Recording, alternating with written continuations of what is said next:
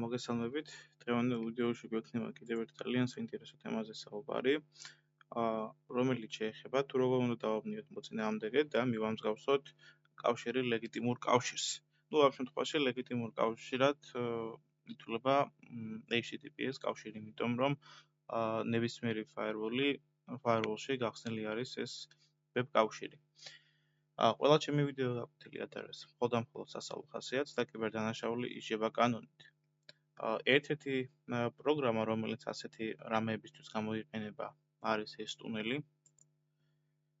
ეს ტუნელი არსებულ სერვერებს უმატებს TLS დაშიფრის ფუნქციას ამ პროგრამების კოდის შეცვლის გარეშე. პრინციპი მარტივი არის, კავშირი კიდევ ერთხელ იშიფრება TLS-ის საშუალებით და იგზავნება 453 პორტზე, რადგან ეს არის სტანდარტული TLS კავშირის პორტი. ესე იგი, კავშირს გავახლოთ TLS დაშიფრვაში და პაკეტები უკვე ნამდვილი TLS კავშირის სახეს მიიღებენ. კავშირი გაივლის firewall-ს და შემდეგ სერვერი მოაცილეს ამ TLS-ის დაშიფრვას. ესე იგი, ჩვენ საიდანაც ვერთდებით ამ ეს ტუნელის სერვერს, ეს არის კლიენტი. თქვა ჩვენ შემთხვევაში კლიენტად ავიღოთ ეს თვითონ Windows-ი. ჩვეულებრივად გადმოწერთ საინსტალაციოს და დააყენებთ დანარჩენ კონფიგურაციას განახილოთ. ხოლო სერვერი იქნება ჩვენი შიდა ქსელის გარეთ, თუნდაც cloud-ში გავაკეთებთ. და ეს ჩვენი კლიენტი გაუგზავნის ეს ტუნელის სერვერს და 453 პორტით დაშიფრულ კავშირს, შემდეგ ეს სერვერი მოაშორებს ამ დაშიფრვას და გადაუგზავნის შემდეგ უკვე destinations, სადაც რეალურად ვაგზავნით ამ ტრაფიკს.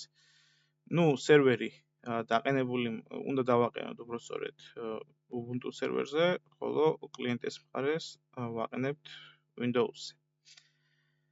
მე ამას ახლა სასწავლო მიზნებისთვის შიდა ქსელში ვაკეთებ, სადაც დაბლოკილი არის 453 პორტის გარდა სხვა ყველა კავშირი firewall-ში. პირველ რიგში ვაყენებთ ეს ტუნელს.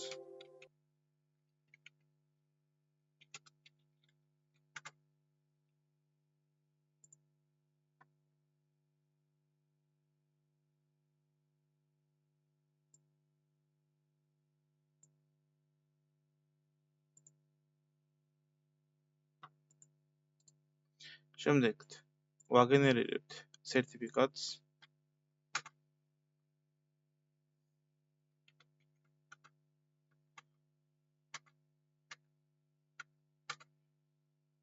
ვაჩავწერთ ჩემი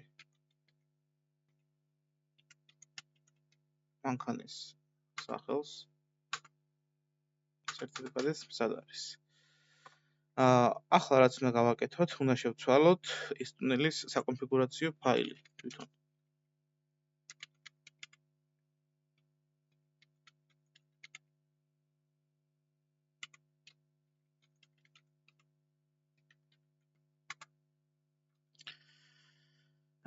სადაც ვამატებთ ესეთ რაღაცას, კავშირი, მაგალითად RDP-ისთვის. ამ სერვერმა, ამ Ubuntu სერვერმა უნდა მიიღოს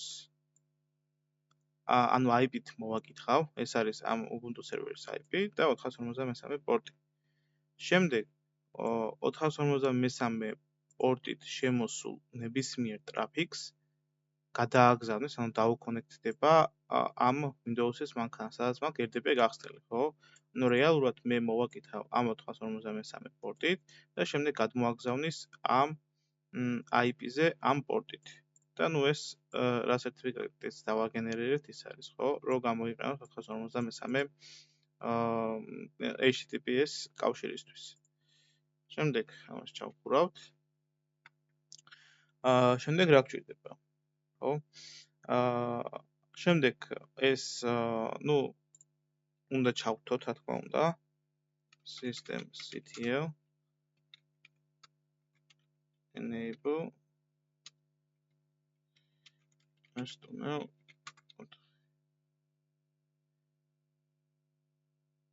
ჩავთოთ ეს სერვისი.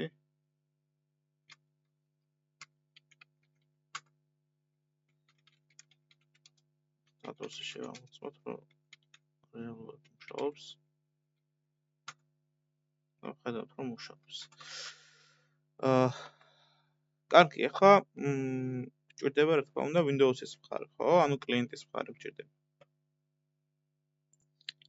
Windows-ში ეს მოთავსებული არის ამ დირექტორიაში. ამ დირექტორიაში არის მოთავსებული საკონფიგურაციო ფაილი. და აქ ბოლოს უნდა დავამატოთ ესეთი ჩანაწერი.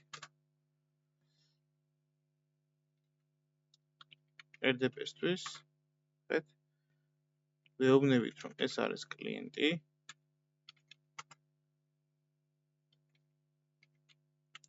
ხეთ, ეს კლიენტი localhost-ზე მიიღებს 127.0.1 ვთქვათ, რაღაცა random port-ი გავაკეთოთ 133389. ამ პორტზე მიიღებს კავშირს და დაუქონექტება, შემდეგ ამ კავშირს გადააგზავნის, ნახეთ. ES-Tunes სერვერზე, რომლის IP მისამართი როგორც გითხარით, ამ Linux-ის არის 99.29 და პორტით 453, აქ გადააგზავნის. და ნუ ახლა ჩვენ ახალ სასწავლო მიზნებისთვის ვაკეთებ სერტიფიკატს გამოვთა, თორე რეალურ მაგალითში ეს ბოლო ნაბიჯი არ გააკეთეთ, ხო? ანუ verify 0. ეს ნიშნავს, რომ სერტიფიკატს ამ შემთხვევაში არ გამოიყენებს. სულ ეს არის ახლა. ჩავხუროთ. დავასეივოთ. ამ პორტს ვაკოპირებ.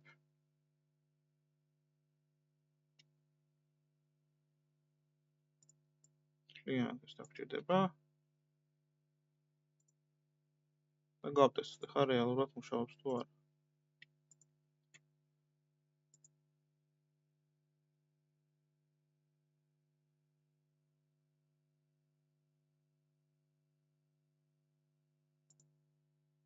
როგორც ხედავთ, დავკავშირდა, გადავამოწმოთ რეალურად IP მისამართით. და როგორც ხედავთ, მუშაობს. სულ ეს არის დღევანდელი ვიდეო გაკვეთილი, ამით დასრულებულია. თუ მოგეწონა ვიდეო, გთხოვ გამოიწერო არხი და დაალაიქო ვიდეო.